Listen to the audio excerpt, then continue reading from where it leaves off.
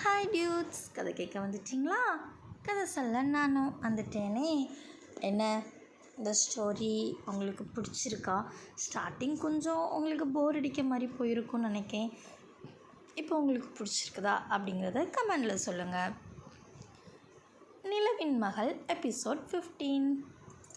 மன வாழ்க்கையின் முதல் விடியல். காலை சூரியன் ஜன்னல் வழியாக விழுந்தான். நிலா மெதுவாக கண்ணை திறந்தா. அவள் அருக அருண்மொழி அமைதியாக தூங்கிட்டு இருந்தான். ஒரு நொடி அவனை பார்த்துட்டே இருந்தா. இப்போ இவன் என் கணவன் அப்படிங்கிற மாதிரி மனசுக்குள்ளே சொல்லிக்கிட்டா.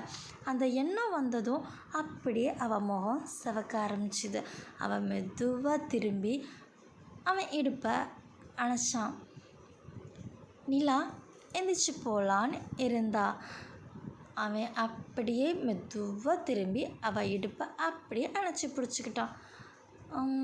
எப்போ எழுந்த அப்படின்னு அவள் சிரிச்சா. இப்போந்தான். இவ்வளோ நேரம் என்ன பார்த்துட்டே இருந்தியா என்ன? அவள் வெக்கப்பட்டா. ஒன்றும் இல்லையே அப்படின்னு அவன் சிரித்தான். ஹேய், பொய் சொல்லாத, இனி பொய் சொல்லக்கூடாது அப்படிங்கிற மாதிரி சொன்னான். காலையில் சமையலறை. நிலா முதல் தடவையாக வீட்டுக்காரங்களுக்கு காஃபி போட்டா. மாமியார் மெதுவாக பார்த்து சிரித்தாங்க. அருண்மொழிக்கு சர்க்கரை கொஞ்சம் அதிகம் அப்படின்னாங்க. நிலா தலை குனிஞ்சி அவன் மனசில் ஒரே சந்தோஷந்தான். அருண்மொழி காஃபி குடிச்சிட்டு அவளை பார்த்து கண் சிமிட்டினான். அவள் சிரிப்பை மறைக்கவே முடியலை. சிரிச்சுக்கிட்டே இருந்தா. அந்த மாலை வயலோரமாக. இப்போ அவங்க மறைவு இல்லாமல் நடக்கிறாங்க. நிலா சீலை காற்றுல பறக்குது. அருண்மொழி அவள் பக்கத்துலேயே நடந்தான். நீ இப்போ வேற மாதிரி தெரிகிற. எப்படி? அதான் மனைவி மாதிரி. அவள் சிரிச்சா.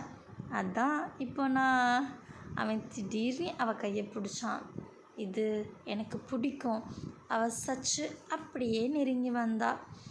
அப்புறமா அந்த இரவு அருண்மொழி நண்பர்களோட கொஞ்சம் தாமதமாக வீட்டுக்கு வந்தான். நிலா காத்துக்கிட்டே இருந்தா. என்ன இவ்வளோ நேரம்? அவன் சாதாரணமாக வயல் வேலை. அவள் சச்சு கோபமா. சொல்லிட்டு போக மாட்டிங்களா? சொல்லியிருக்கலாம்ல ஒரு வார்த்தை அப்படிங்கிற மாதிரி கேட்டா. அவன் புரிஞ்சிக்காம, இது என்ன இவ்வளோ பெரிய விஷயமா அப்படிங்கிற மாதிரி கேட்டான். அவள் அமைதியாக திரும்பினான். அவன் அந்த நேரம்தான் உணர்ந்தான். இவள் இப்போ என்ன எதிர்பார்க்குறாளா அப்படிங்கிற மாதிரி யோசித்தான். அவன் மெதுவாக அவகிட்ட வந்தான். நிலா. அவள் பதில் எதுவுமே சொல்லலை.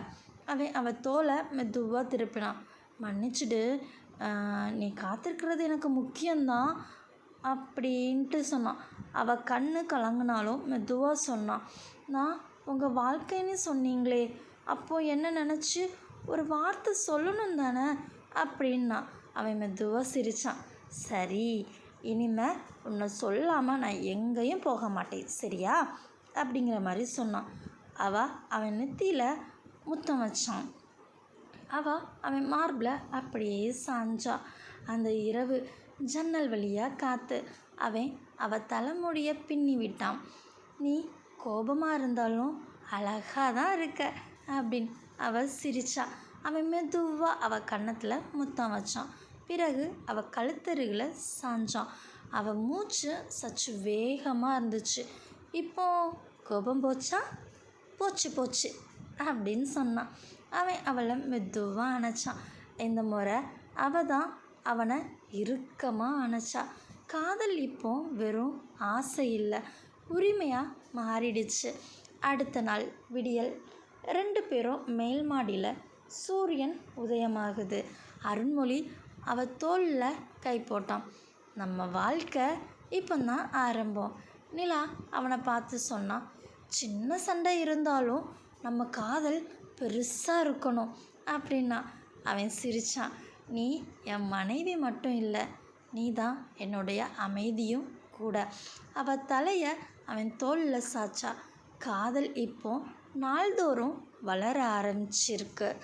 என்ன இந்த எபிசோட் பிடிச்சிருக்கா இல்லையா அப்படிங்கிறத கீழே கமெண்டில் சொல்லுங்கள். அடுத்த எபிசோடில் என்ன நடக்க போகுது, இதே மாதிரி சண்டை எதுவும் வரப்போகுதா, இல்லை சதி திட்டம் எதுவும் பண்ண போகிறாங்களாங்கிறத பொறுத்திருந்து பார்க்கலாம். தேங்க்யூ.